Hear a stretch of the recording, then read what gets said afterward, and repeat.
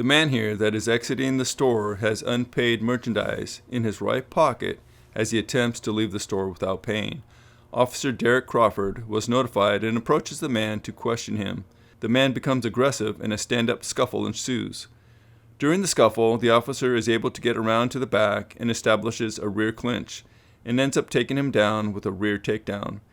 He establishes a mount position, pins the suspect's hands to the ground. As the suspect turns to his side to try and escape, Officer Crawford spins for an armbar. With the armbar in place, the suspect goes wild for a few seconds until he realizes he can't escape. Officer Crawford calls for backup, and during this time we see the suspect reaching into his pocket for what could have been a weapon. Fortunately, backup arrives in time to take the suspect into custody before anyone got hurt. Kudos to Officer Crawford, who was able to use his jiu-jitsu knowledge and skills to control the situation without being forced to injure the suspect. I do, however, question the value of a law enforcement officer going down to the ground the way he did.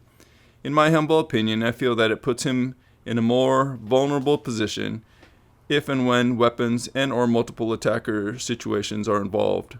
What we'd like to do is explore in this video what could potentially have gone wrong and exploring alternate solutions. Hey everybody, Peter, Justin, and Matt here. Thanks for watching. As always, our mission is not only to teach you how to fight, but also how to live. For today's video, we brought in an extra body here because we're gonna need a multiple attacker scenario. Police officer who's been trained in jiu-jitsu takes him down in a perfectly executed armbar. Well done on his part, and it's great that he didn't get hurt and he was able to handle the situation as well as he did. However, we wanted to kind of pressure test that under different circumstances and see if there's maybe a way to approach that same scenario without being forced to go down to the ground. Matt here is going to be our shoplifter. Justin will be our secondary attacker. As he leaves the store, I follow him, and then there's this minor confrontation. Really see how it happens, but all of a sudden now, he gets him down after there's this scuffle, and I'm just going to take Matt down here in a way that I know how and put him in this armbar, right? So I've got this scenario right here. We notice that the shoplifter started fishing around in his left pocket, and as he did that, he applied a little bit more pressure to discourage him from doing that. Matt, is there anything that you can do from there in this position? Other than stabbing you. So you were able to pull a knife, right? Because you had one in your left side. Now, where can you reach me with that knife? You've got access to the inside of my legs here. So I don't like this too much. This seems a little scary on my part. The best thing I can do is either bail or try and apply more pressure. From here, can you still attack me? Now, the other scenario is, what if he had a friend and I'm here busy doing this? Boom, right? So there's two of the main issues that we kind of see with that scenario that we want to see if we can address in a different way. So let's play around with some alternate options. So what I wanted to try and explore is controlling the situation before he turns around, because there was that opportunity. And then let's say you lose that opportunity and he's already turned around and he's facing you. So as he exits, I come out and I'm like, hey, right? And I get his attention. I can come in here and create the shoulder control by taking his hips and shoulders and applying pressure to his shoulder here. I'm supporting all his weight here, so he's kind of dependent on me. Can you reach your knife at this point? Boom. And I control him there. If I need to, I can turn him around here and I can cuff him. Right, so that's one alternate. So let's kind of review that real quick. So if he's facing away from me and I just give his attention like, hey, and he starts to turn his shoulder, I capture this at this moment in time. Hey, you. Boom. And I'm right here. If he starts to step away, I can then take him down and control him here. And we can do the Randy roll to make sure he can't get away. Now let's pressure test this We pressure test the knife. If he tries to pull his knife, I can take him down like this. Justin, at any point, feel free to come in as a, like you're trying to help him. Hey. So, how's everything going? I see you got some merchandise. We need to put it away. Are you okay, coming with me?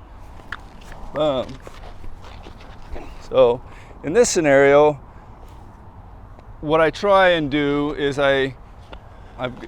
this obviously takes situational awareness. I've got to be paying attention. If I have no clue and I'm too focused on Matt, I will get hit, right? No doubt, right? The only way I'm able to do this is if I have some level of situational awareness.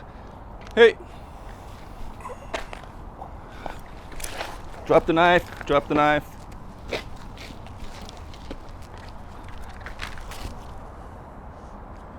Back off. It's all right, dude. Okay. I said back off. I'm back. Okay. So the other idea I had is that's like optimal if I can catch him before he gets a chance to turn around. But in this scenario, they actually scuffled when they had already turned around. They were facing each other. So number one, I probably want to keep some more distance and talk to him from a little bit more of a distance. Let's say he has his hands up, he breaks the distance, or for whatever reason, I need to come in. I can come in here and control the situation. Try and control him here and here. Matt, are you able to step out of this or get away? Yeah. So the same principle really applies even from the front. I'm stacking his shoulder over his opposite leg. He gets really kind of wound up here. Once again, I'm here and his hands are up or whatever, and he might lunge towards me. So I'm gonna take distance and come in here, and I've got immediately come in here and stack this shoulder and kind of pin that foot. I'm going to cover this arm in case he's trying to grab his knife. So now let's pressure test this. Can I deal with another attacker at this point from this position, right? Boom. Only if I'm, paying attention, like I said before, right? If I've got him, I'm talking to him, and all of a sudden some guy comes across, boom. I'm trying to get both of them in a position where I can control both at once. And there's no per se technique to this. I'm just trying to really train to have situational awareness while I'm dealing with this. I'm not going down to the ground on purpose so that I can have greater mobility to be able to move in case somebody attacks. And random attack, boom, just moving in. And same thing, using that principle of shoulder control. Now I've got both of these guys together. If this is too much to handle, I can just sink and take them offline and get them both down. So I've got them both controlled now. And then I can get some backup at this point. He's from the front, I'm here, I'm talking, he comes out, and we end up in the same scenario. So what I'm doing here is I'm taking this and I'm pulling him offline here, and then coming in and taking this position, right? And if things go crazy and he starts to fight, I can always just take him down to the ground like before, and once again do the good old-fashioned Randy roll. Control him here, give me your other hand, put it behind your back, right? Get him in this position and cuff him. But the whole time I still got to be aware of what's going on around me. Boom.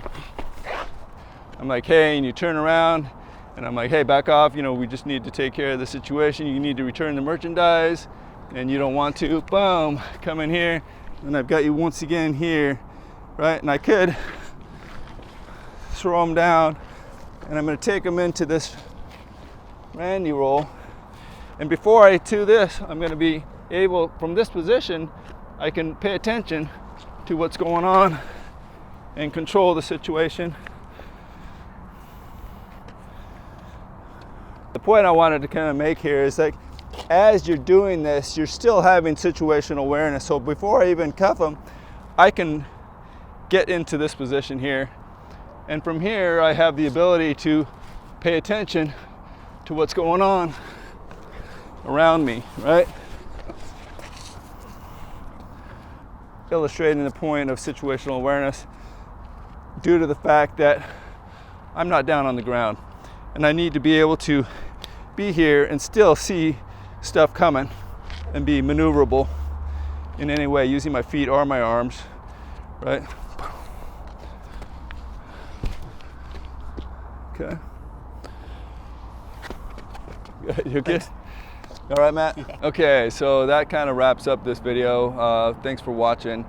We just wanted to kind of reiterate some of the main points. Justin, from your perspective, as being the second attacker, what was your thoughts during this scenario? I want to be able to create the most opportune moment for myself and be able to find different times and continuously redo these techniques and try and hit as many angles as possible as a second or third attacker, depending on what's going on. Yeah. From my perspective, some of the points I wanted to get across in this video is not to slam any style of martial art. I am an avid jiu-jitsu fan. I train myself in jiu-jitsu.